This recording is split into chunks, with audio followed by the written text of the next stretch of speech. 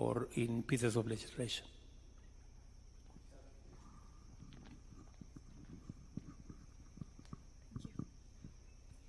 Hi, Mr. President. Thank you for having us.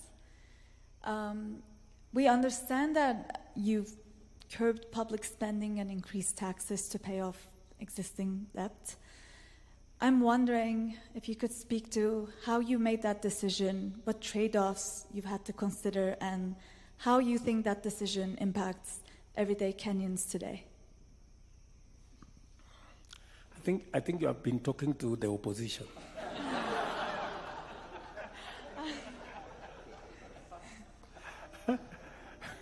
Because they are the ones who are driving this narrative that I have increased all the taxes. Now, the whole principle is that you must live within your means. This has been my message to the people of Kenya. For maybe 12 years, we've been running 8-9% fiscal deficit, which means you're spending money that you're not collecting.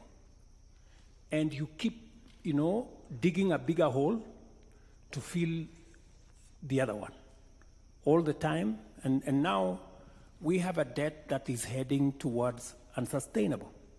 So when I came into office, I told everybody, tighten up your belts. I am not going to preside over a bankrupt country. I am not going to preside over a country that is in debt distress. We have to cut our spending, and there is no free lunch.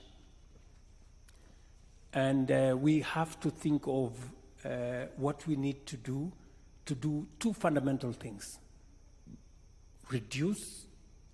We cannot spend what we don't have.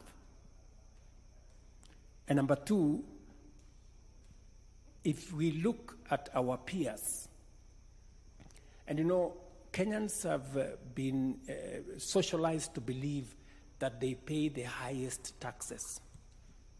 But empirical data shows Kenya, as of last year,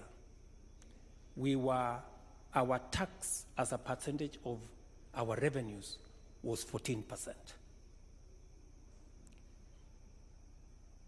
Our peers in the continent is on average between 22 and 25%, which means we are way below, our taxes are way below those of our peers, And I'm not comparing ourselves with OECD countries.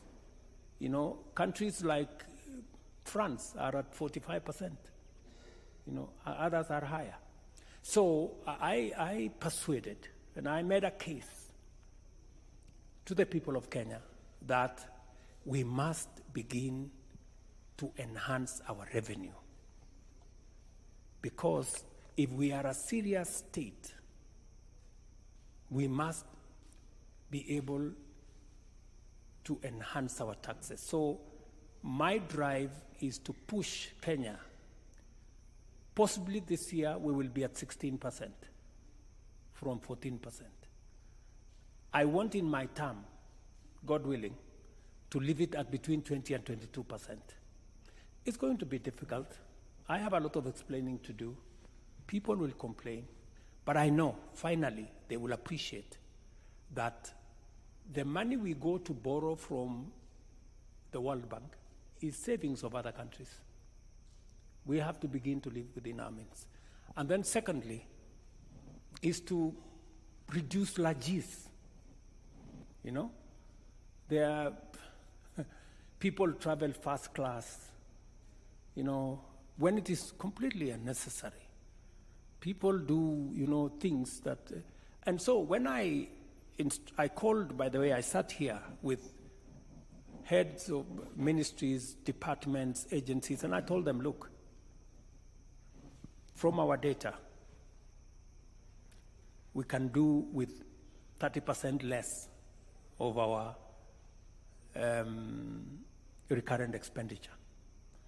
And you know what? Everybody has gone and cut their recurrent expenditure by 30%, and nobody's complaining. What does that tell you? That there was wastage. I mean, there was a place you could cut and still be able to manage to do things. So we are straightening up things. I am very proud of what we have managed to achieve. The one thing we have done is that we have pulled the country from the brink of debt distress. Our dollar, our exchange rate has stabilized. It had gone all the way to 167. It's come down to 130. Fuel had gone up, it's come down. Even today, fuel has been announced again to come down. Our exchange rates, our interest rates are coming down. We're stabilizing the economy because of the measures that I have taken. I took the decision, for example, that we cannot continue to subsidize consumption. When I came into office, we were subsidizing fuel. We were subsidizing very rudimentary things, and we were spending $15 billion. That is close to $150 million every month. And we were going to sink the country. So I stopped. I mean, there was a complaint for a few weeks, and then people started to understand we need to make some hard decisions if we have to get the country moving in the right direction. I can tell you, a year ago, if there was an election, I would have been thrown out. But today, the situation has changed. And going into the future, those who are making noise at me, they will be the ones clapping. That's what it is.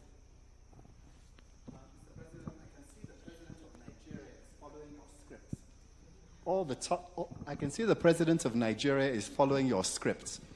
All the tough decisions, the removals of subsidies early on, so the matters are repaired before the next election. Mr. President, we've taken up a lot of your time, so we'll just round up with the last questions, Mr. President. Nepal, Australia, and Latin America, very briefly indeed. Nepal, Latin America, and Australia. Sure.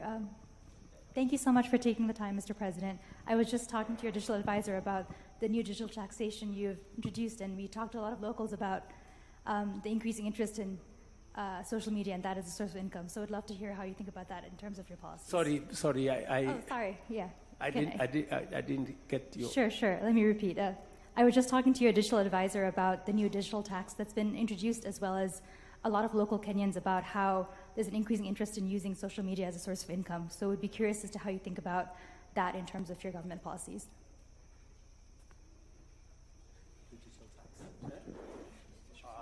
Okay. The whole digital tax regime and that kind of thing. We have been working with Google, Twitter, Meta, that whole space, because Kenyans are a very tech-savvy society.